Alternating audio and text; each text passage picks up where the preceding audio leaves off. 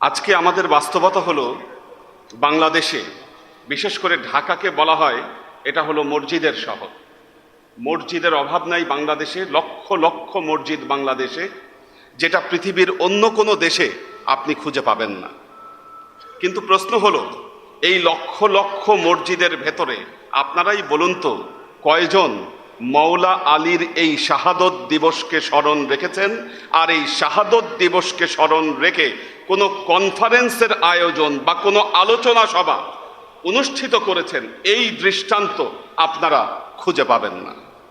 পাক পাঞ্জাতনী দরবার শরীফের সম্মানিত পীর সাহেব কেবলা শায়েখ মোস্তাক আহমদ মোজাহিদি পাঞ্জাতনী, ওনাকে ধন্যবাদ জানাচ্ছি যে তিনি এই মাওলা আলী কনফারেন্স, এই কনফারেন্সকে আয়োজন করে আমাদের যে দায়বদ্ধতার যে এই জায়গাটা থেকে আমাদেরকে অনেকটাই মুক্তি দিয়েছেন। আজকের যে এই অনুষ্ঠান কিন্তু আমাদের সেই দায়বদ্ধতার জায়গা থেকে অনেক অংশ থেকে আমাদেরকে মুক্তি দিয়েছে। দেখুন, বেলায়েত কালেমার প্রথম সাক্ষ্য গ্রহণকারী, সাক্ষ্য যিনি দিয়েছিলেন তিনি ছিলেন মাওলা আলী আলাইহিস সালাম। আল্লাহর নবী যখন আবু কুবায়েস পাহাড়ের উপরে এসে সবাইকে ডাক দিলেন, মক্কার যারা কুরাইশ নেতা ছিল সবাইকে ডেকে যখন আনলেন এবং সবাইকে বললেন, আমি যদি বলি যে এই আবু কুবায়েস পাহাড়ের পেছনে একদল সেনাবাহিনী তোমাদের জন্য অপেক্ষা করছে, তাহলে কি তোমরা এটা বিশ্বাস করবে?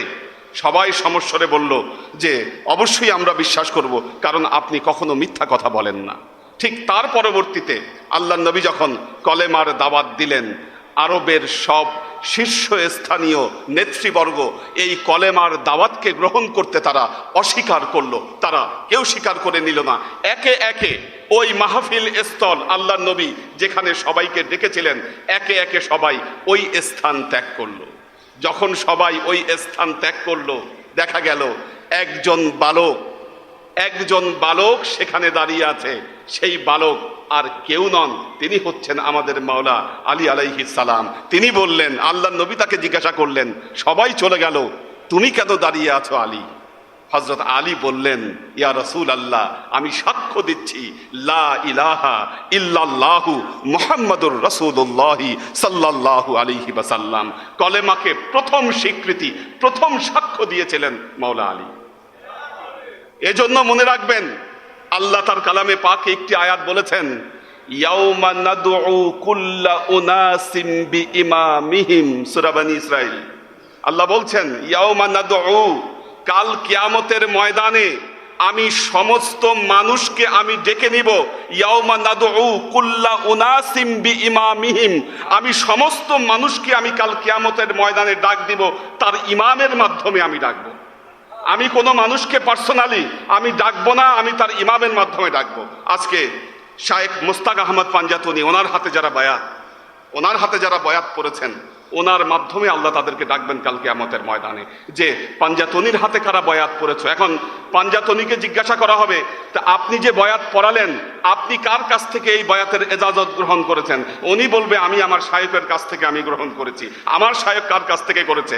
এইভাবে পরম্পরায় প্রত্যেক সাক্ষ্যের মূল যিনি থাকবেন তিনি হচ্ছেন মাওলা আলী আলাইহিস সালাম। মাওলা আলীর সাক্ষ্য ছাড়া কাল কিয়ামতের ময়দানে আপনি জান্নাতে প্রবেশ করবেন আর আল্লাহর নবীর শাফায়াত লাভ করবেন, নবীর কাছ থেকে হাউজে কাউসারের পানি আপনি পান করবেন। এই কল্পনা, এই চিন্তা যদি আপনি করেন, আপনি বোকার স্বর্গে বসবাস করছেন।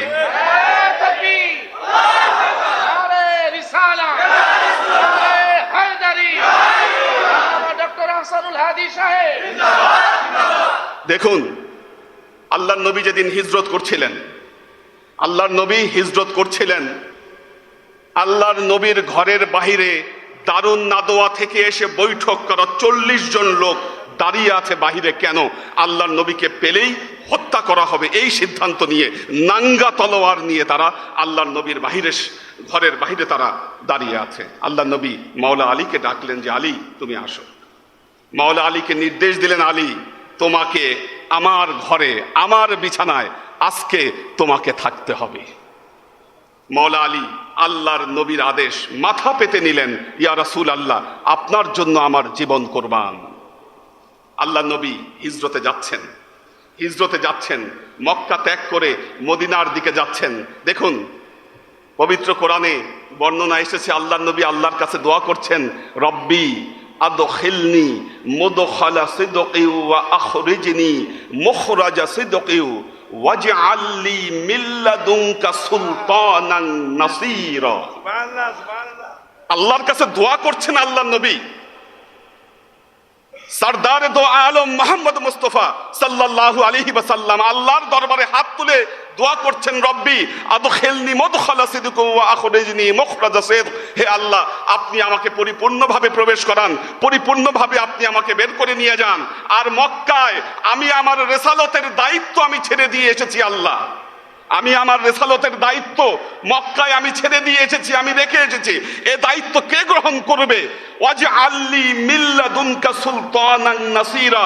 আল্লাহ, আপনি আমার পক্ষ থেকে আমার রিসালতের কাজে সাহায্য করবার জন্য একজন সুলতানান নাসীরা আপনি আমাকে দান করুন। আল্লাহ নবীর দোয়ার বিনিময়ে নবীকে সুলতানান নাসীরা হিসাবে মাওলা আলী রাদিয়াল্লাহু তাআলা আনহুকে দান করলেন। নবী তার বিছানায় যখন হযরত আলী মাওলা আলীকে যখন শুইয়ে দিয়ে এসেছিলেন, আল্লাহর আদেশে আল্লাহর দোয়ায় সুলতানান নাসীরা হিসাবে মাওলা আলীর অবস্থান সেখানে সুনিশ্চিত করা হয়েছে। দেখুন একজন ওহাবি আজকে আমরা কোন অবস্থায় কোন জায়গায় আমরা অবস্থান করছি, সে আমাকে বলল, এই যে একটা হাদিস আছে যে অল ফাতেমাতু সাইয়্যিদাতুন নিসা ফিল জান্নাহ ওয়াল হাসান ওয়াল হুসাইন সাইয়্যিদাতুশ শাবাব ফিল জান্নাহ। এই হাদিস নাকি জয়ীফ হাদিস, এটা নাকি জাল হাদিস, নাউজুবিল্লাহ। ওনার যুক্তি, এটা যদি সত্যি হবে তাহলে মাওলা আলী কই যাবে? মাওলা আলী থাকতে কিভাবে হাসান হোসেন জান্নাতের সর্দার হবে? কেন সর্দার হবে? মাওলা আলী থাকতে কেন ফাতেমা সর্দার হলো? তাহলে মাওলা আলীর অবস্থান কোথায় গেল? দেখুন দুটো মাকাম আল্লাহ নবী স্থান, আল্লাহ তাআলা দুটো বিশেষ মাকাম দান করেছেন যার সাথে কারো তুলনা হয় না। একটি হলো মাকাম মাহমুদা, কি আমরা জানি আল্লাহ নবীর অবস্থান মাকাম মাহমুদা, যেই অবস্থানে কেউ পৌঁছাতে পারবে না, আল্লাহ তাকে আল্লাহর পেয়ারা হাবিবকে মাকামে মাহমুদা আল্লাহ দান করবেন। আর মাওলা আলীকে যে মাকাম দান করবেন সেটি হলো সুলতানান নাসীরা। এরপরে যত মাকাম, সব মাকাম এই মাকামের নিচে অবস্থান করবে। দেখুন আল্লাহর আশিক ও সালেক বৃন্দ, এই মুহূর্তে আমরা আজকের দিনে যদি মাওলা আলীকে ভুলে যাই, ইসলাম আমাদের ভেতর থেকে চলে যাবে, ইসলাম থাকবে না। ইসলামের নামে যা থাকবে তা ইসলাম নয়, তা ইহুদি খ্রিস্টানদের শিখিয়ে দেওয়া ইসলাম, তাদের ষড়যন্ত্রের ইসলাম কায়েম হবে যদি আমরা মাওলা আলীকে ভুলে যাই। দেখুন সুন্নি মুসলমান, আমি বলবো আজকে বাংলাদেশে সুন্নি মুসলমানরা সবচাইতে ভালো সময় পার করছেন। তবে এই সুন্নি মুসলমানদের ভেতরে এখন একতা প্রয়োজন। আমাদের মধ্যে আমরা যেমন ভালো সময় পার করছি, আমাদের সুন্নিদের মধ্যে একতার অভাব আছে। আজকে একজন ডাকলে আমরা আরেকজন যেতে চাই না। আমরা একটা অনুষ্ঠান কল করলে আমরা আরেকজন চিন্তা করি, না আমি তার অনুষ্ঠানে গিয়ে কি করব।